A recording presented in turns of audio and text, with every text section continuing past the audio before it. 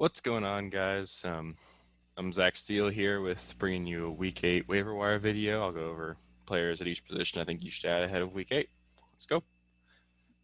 So at quarterback, number one here, I've got Teddy Bridgewater. Start your quarterbacks against the Falcons. It's pretty much how that goes.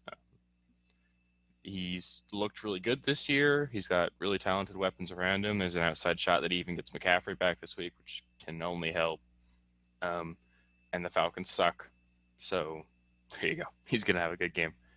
Number two here, I've got Derek Carr. He's actually looked pretty good throughout the season so far.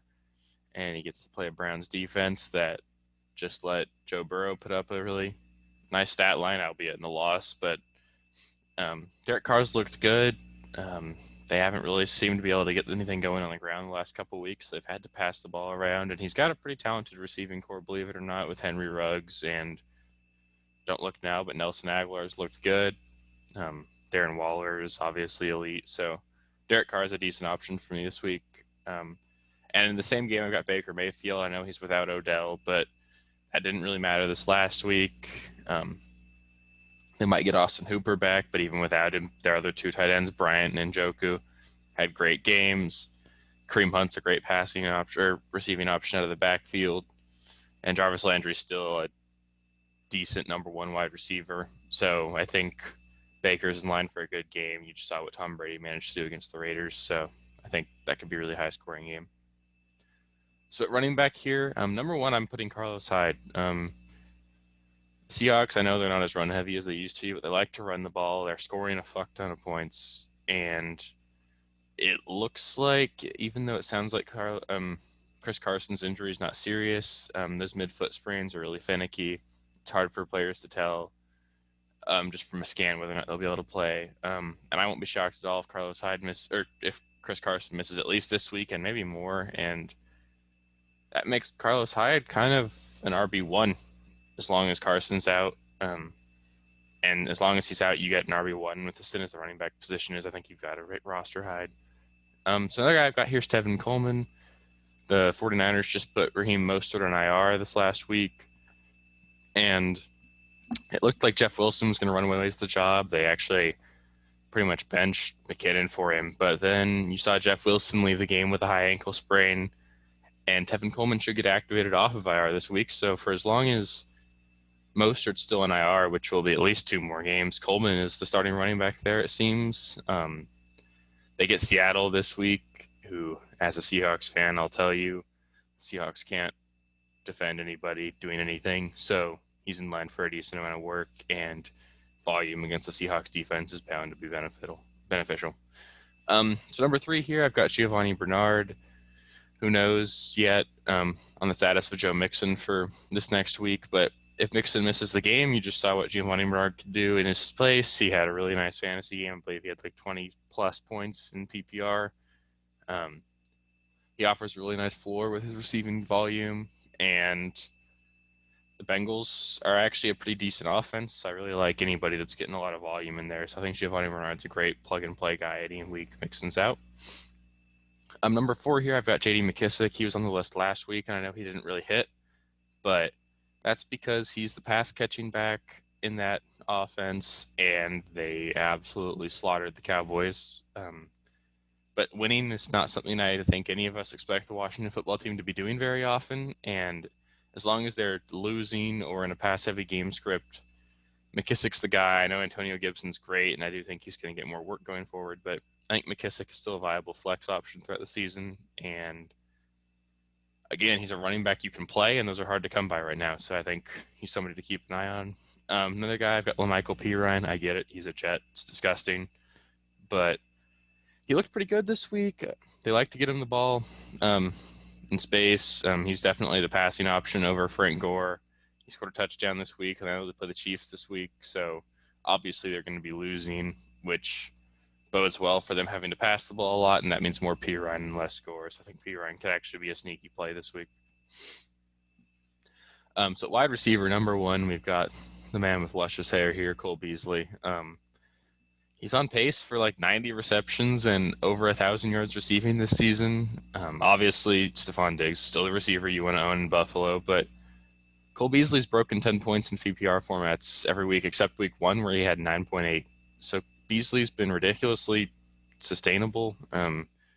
He's got a really high floor, and that has value in fantasy, especially when you got players on bye. He's a guy that's not going to sink you. And you saw upside this week. He had 11 catches for like 110 yards. He actually paced the team both those numbers. So I think you could see Beasley being a viable wide receiver 3 the rest of the season. And again, anytime you can get a player like that on waivers, you got to go for it. Another guy here, Sterling Shepard. I think it's pretty clear that he is the number 1 receiver in New York. It hurts me because I love Slayton, but Slayton's the boomer bust guy, but Shepard's going to get the volume. He's going to have the consistent week in and week out performances, and he's owned in like less than 30% of leagues, which I know the Giants' offense isn't fun, but they're losing a lot. They have to throw the ball around a lot, and Shepard's actually a talented player, so I would roster him if you can. Another guy here, it's a little bit of a speculative ad because who knows with Tua, but if Tua comes out and is good, I think it can only help boost Preston Williams. He seemed to be kind of coming into his own before Tua. He was working his way back from an injury still, I think, early on in the season, but he was finally starting to flash what we all thought he would do this whole season. And I think he's got a lot of talent, and if that offense can keep clicking with Tua, I think Preston Williams is a good shot to be playable on a week in, week out basis. Number 4 here, I've got Corey Davis. He came back from the COVID list, and he scored again this week. That offense actually passes the ball quite a bit.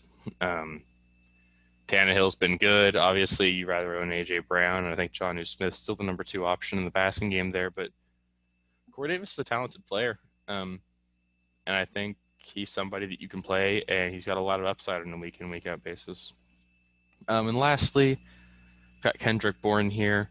I know he's not sexy, but Deebo Samuel's a little banged up. Niners play the Seahawks this week, and you start pass catchers against the Seahawks is pretty much how it works. I used Christian Kirk in the DFS lineup this last week, and I was really happy about it.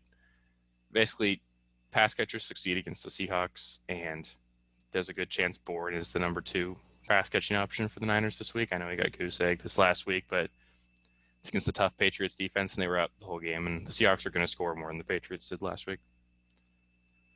So tight end, number 1 for me, still Trey Burton.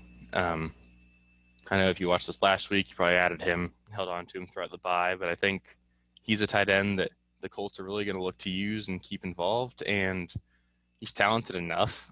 I still think Mo Cox is a better player, but they're giving Burton the volume, and with as barren as the tight end landscape is, I think you've got to just go after a guy that's getting the kind of volume and red zone looks that he is. Another guy here is Richard Rodgers. It sounds like we're not going to get Dallas Goedert back till week 10. So until then, Richard Rodgers is the number 1 tight end in an Eagles offense that really uses them. He had 6 catches for 85 yards this last week. They play Dallas this week, so good God, he's probably going to have 20 fantasy points. If you need a tight end for a couple weeks, Richard Rodgers is your guy. And then another guy I've got here, it's mainly a deeper league ad, but I really like Harrison Bryant. I know you could put David Njoku here, but I think Harrison Bryant is the guy that the Browns like more and I like more. I know Hooper might be back soon from his appendicitis, but I think you're going to see the Browns run even more 2 tight end sets than they have been with the loss of Odell. And that's going to make Harrison Bryant really viable. He's a really talented pass catcher. You saw him with 2 touchdowns this week, and I think you're going to see a lot more of that going forward. The Browns are pretty much going to have to exclusively pass to Landry, Hooper, Bryant, and Kareem Hunt, I think. So I think Harrison Bryant's a nice high upside ad. I don't think you're picking him up and just playing him this week, especially if Hooper's back, but I think he's a guy to keep an eye on. So that'll be pretty much it for this week's video. If there's anybody you like that I didn't mention, please feel free to ask me about them in the comments. If you're considering adding or dropping a player, again, ask me in the comments. I do my best to get back to all of you guys. If you want to follow me on Twitter, I've got it right there. I'll link it in the description. Please be sure to like and subscribe. We'll get our trade video up tomorrow, and we'll do start sit on Saturday. Thanks for watching. Have a good day.